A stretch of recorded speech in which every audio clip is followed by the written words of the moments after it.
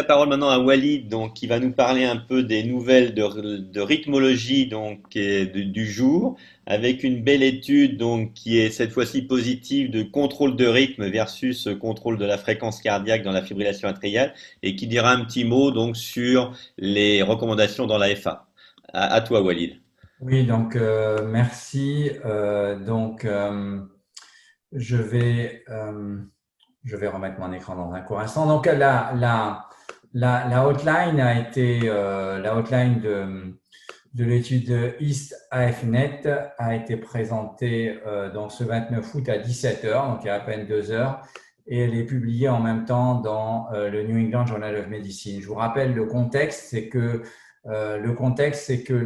les études qui avaient comparé le contrôle de rythme et de fréquence avaient montré un match nul entre les deux stratégies, entre la stratégie de contrôle de rythme et contrôle de fréquence. L'idée, c'est qu'entre-temps, il y a eu plein de nouveautés. Il y a eu l'essor il y a eu l'essor il y a des nouvelles molécules comme la dronédarone, par exemple, et il y a l'ablation qui est de plus en plus utilisée. L'idée, ce serait d'évaluer la stratégie de contrôle du rythme, mais cette fois-ci très précoce, versus une stratégie, on va dire, attentiste, et qui est essentiellement une stratégie de contrôle de fréquence. Qu'est-ce qu'elle inclut, cette étude? Elle inclut des patients qui ont une fibrillation atriale avec des facteurs de risque thromboembolique qui avaient un CHA2-VASc, on va dire, supérieur ou égal à 2, puisqu'elles avaient au moins 75 ans, ou un facteur de risque tel qu'un AVC, donc ils avaient un CHA2-VASc supérieur ou égal à 2. Et les patients étaient randomisés entre une première stratégie, c'était précocement leur proposer une stratégie de contrôle du rythme, c'est-à-dire soit un antiarythmique, soit une ablation de la fibrillation atriale, soit une stratégie qui a été jugée comme usual care, dans lequel on les prenait en charge de manière assez standard, mais dans lesquels ils n'étaient pas traités de manière antiarythmique. Et puis, bien sûr, les anticoagulants étaient utilisés normalement dans l'étude dans les deux bras, puisque ces patients-là avaient l'indication. Alors, vous voyez que déjà la population, c'est une population qui a 70 ans d'âge moyen. Et deuxième élément, c'est que ces patients ont été inclus dans l'année qui ont suivi l'AFA. Et la majorité d'entre eux, il y avait un tiers, c'était leur premier épisode de FA, un tiers, c'était des paroxystiques et un tiers, c'était des persistantes. Et autre élément très important, c'est le délai médian entre le diagnostic de l'AFA et l'inclusion dans l'étude, c'était 36 jours. Ce qui veut dire qu'on les incluait assez tôt. C'est-à-dire finalement, c'est des patients qui arrivaient dans le système médical, qui avaient une fibrillation atriale et qu'on incluait dans l'essai. Alors, regardez là, c'est intéressant comment ça s'est passé. Donc, vous avez près de 2800 patients dans 135 sites de 11 pays. Et vous voyez sur la gauche la stratégie de contrôle du rythme, où vous voyez finalement au départ, la plupart ont un traitement antiarythmique. Vous voyez la flécainide, c'est 36%, 7% pour la propafénone, 17% pour la dronédarone, 19% pour la myodarone et 8% pour l'ablation de l'AFA. Et à 2 ans, vous voyez que finalement, il n'y a que 35% des patients qui n'ont aucun traitement. Il y a 19% qui finissent par avoir une ablation de FA. 12% ont de la myodarone, 6% ont de la dronédarone, 21% ont de la flécainide. Quand vous regardez sur la droite, les patients dans le groupe usual care, vous voyez que 96% des patients n'ont pas de traitement antiarythmique, n'ont pas de stratégie antiarythmique. Et vous voyez qu'à 2 ans, 85% n'ont pas de stratégie antiarythmique et 7% uniquement ont une stratégie d'ablation de FA. Le critère primaire, sur lequel j'étais passé un peu vite, c'est un critère composite, mais de morbimortalité, comprenait les décès cardiovasculaires, les AVC, les hospitalisations pour insuffisance cardiaque et les syndromes coronaires aigus. Ce qui est important, c'est que cette étude a été interrompue précocement en raison d'un bénéfice sur le critère primaire au bout d'un délai médian de suivi dans l'étude de 5 ans. Et vous voyez ce critère primaire, il y a une réduction de 21% relative du critère primaire et de 1% en absolu en faveur de la stratégie de contrôle du rythme précoce. Lorsque je regarde ce détail du critère primaire, vous voyez que lorsqu'on le décompose, les décès cardiovasculaires, le bénéfice était significatif, même pris à part, avec moins 28%, les AVC, moins 35%. Les autres critères n'étaient pas significatifs, les hospitalisations pour insuffisance cardiaque, les hospitalisations pour sein ou coronaire aigu, mais vont toujours dans le bon sens. À noter qu'il y avait deux autres critères secondaires qui ont été évalués, qui comprenaient les nuits passées à l'hôpital par an, et là, il n'y avait pas de différence. Et deuxième critère secondaire qui a également été évalué, c'était les événements, les effets secondaires. Eh bien, il n'y avait pas de différence. Alors, donc, la conclusion des auteurs, c'est que la stratégie de contrôle du rythme est supérieure à une stratégie standard basée sur un contrôle de fréquence en termes de morbimortalité. Et c'est un élément très important. En fait, on se rend compte d'ailleurs que même dans l'analyse a posteriori de l'étude affirme, ça va très bien que dans l'étude affirme, il avait été démontré que d'une part, le bénéfice était lié au rythme sinusal, mais que ce bénéfice était contrecarré par des effets secondaires liés notamment aux antiarythmiques. Et également à l'époque, je vous rappelle que la stratégie dans le groupe de contrôle du rythme, souvent les patients avaient un traitement anticoagulant qui a été arrêté, ce qui n'a pas été le cas ici. Donc voilà, donc un résultat très intéressant pour la pratique, c'est de dire le message, il faut aller plutôt vers une stratégie de contrôle du rythme assez précoce. Cette étude n'a pas été inclue dans les recommandations dont on va parler dans un moment. Merci Walid. Tu vas enchaîner avec les recos, puis on posera les questions après. J'enchaîne sur les recos. Alors, les recos donc aussi ont été présentés ce 29 août le matin. Bien sûr, les recommandations, c'est un gros pavé, c'est un document, il est déjà accessible sur le site de l'ESC, il fait 120 pages. Donc, j'ai assisté à 2 sessions qui ont parlé. Et puis, j'ai vraiment fait le tour du document pour essayer de vous donner quelques points.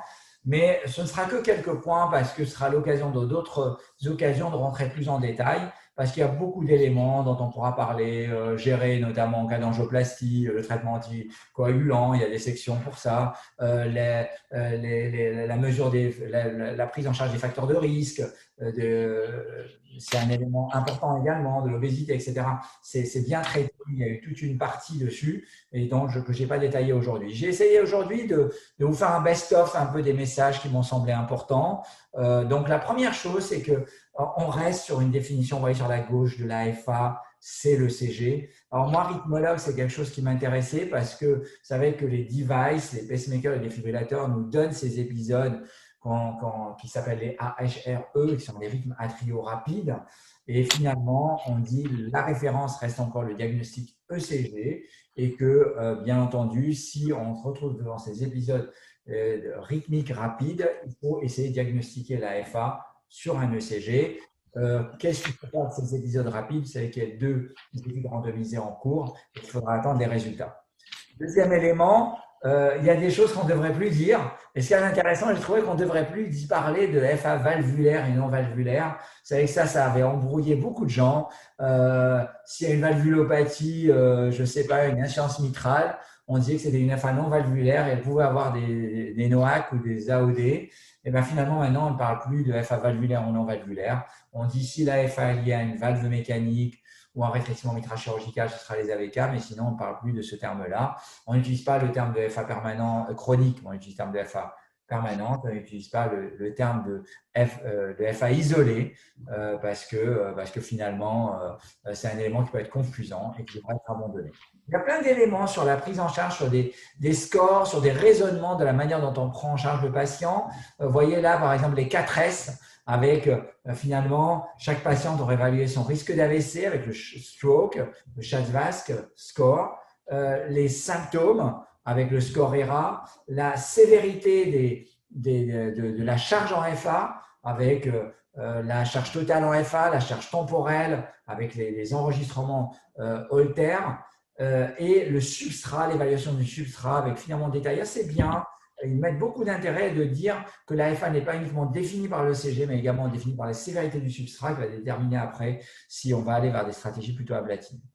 Il y a toute une partie sur le screening de l'AFA. Avec, vous savez que maintenant, on a de plus en plus d'outils, de la Apple Watch, de la veste, etc., qui ont de diagnostiquer l'AFA. Et finalement, vous voyez, la prise du pouls, la réalisation de l'ECG recommandée à partir de l'âge de 65 ans. Et finalement, un ECG systématique devrait être considéré en grade 2A chez tout patient de plus de 75 ans ayant des facteurs de risque. Et puis, concernant la prise en charge thromboembolique, vous voyez que ça n'a pas tellement changé, c'est globalement la même chose. Avec là aussi, on insiste que, voilà, en dehors de la valve mécanique et du RM serré, vous voyez qu'on insiste bien sur la préférence aux AOD par rapport aux AVK, et que si on met un AVK, il faut qu'il ait ce TTR à 70% dans la cible, et à défaut, préférer bien sûr les AOD. L'occlusion de l'auricule, j'ai trouvé ce tableau, finalement, on en parlait aussi, c'est une grade 2B, vous voyez, donc il faut vraiment une contre-indication au long cours, au traitement anticoagulant, pour considérer ce traitement, mais également parce que les études n'ont pas évalué des critères durs, ou c'était essentiellement, il y avait eu des études randomisées qui n'ont pas évalué des critères durs, et d'autre part, on avait des études de registre, raison pour laquelle on n'arrive pas à avoir des grades de recommandation élevés. Ce qui est important, vous voyez, sur la stratégie antiarythmique, vous voyez que l'ablation de l'AFA, elle peut être bien sûr envisagée en première intention. Et vous voyez, regardez, on savait qu'elle pouvait être envisagée en première intention dans l'AFA paroxystique, c'est du grade 2A, ça n'a pas changé. Et en cas de récidive, c'est du grade 1, ça n'a pas changé.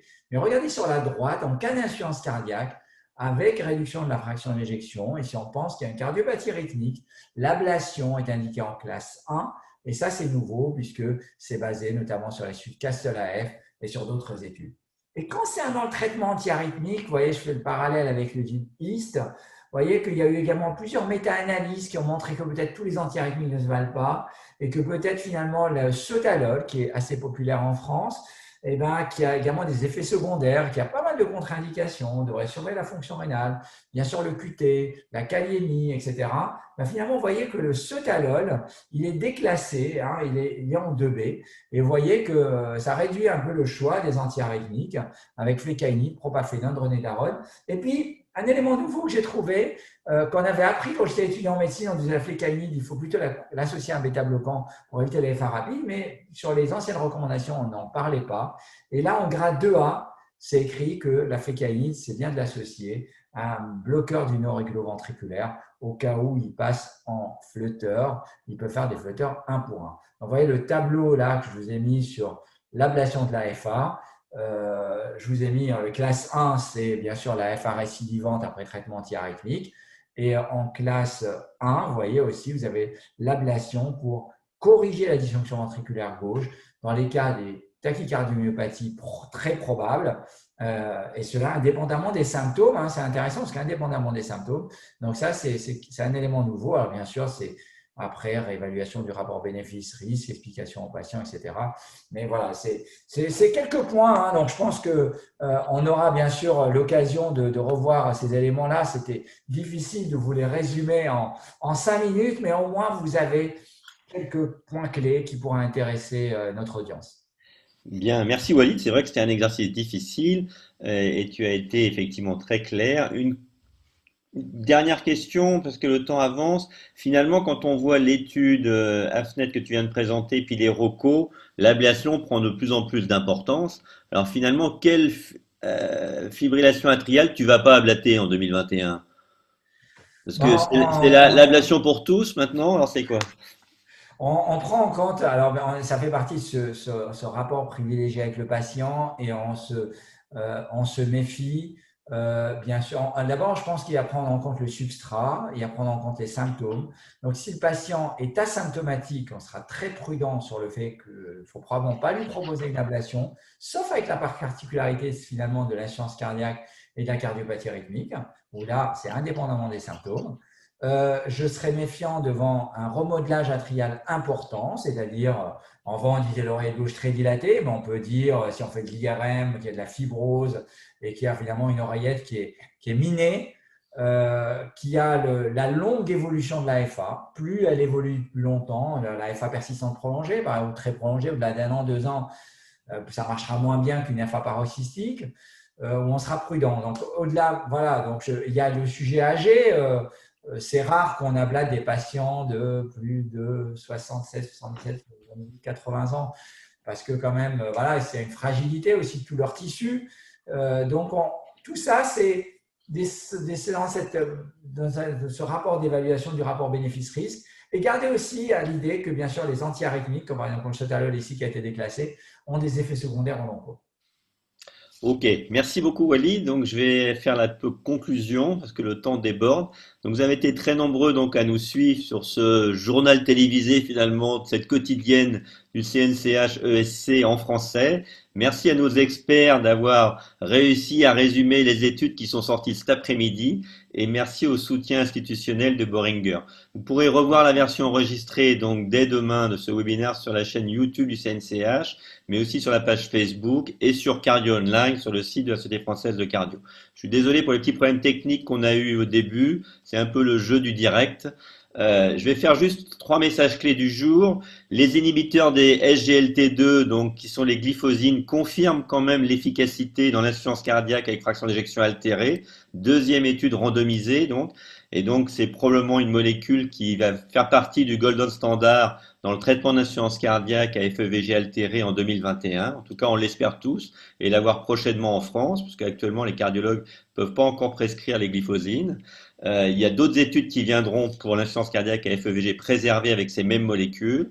En rythmologie, on voit que le contrôle du rythme précoce finalement est supérieur à la stratégie standard de contrôle de fréquence cardiaque et que les nouvelles ROCO qu'on vous invite à lire, parce qu'elles font 120 pages avec beaucoup de choses sur le dépistage, les outils connectés, la triple thérapie chez les patients coronariens dilatés en fibrillation atriale et l'ablation de la fibrillation atriale qui revient en classe 1 dès que les patients sont symptomatiques et ou insuffisance cardiaque.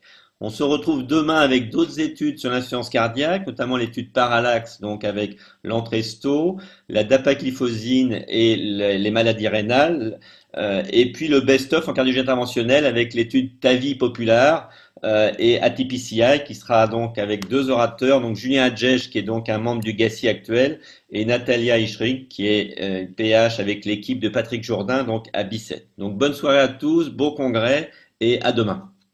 Merci, à bientôt.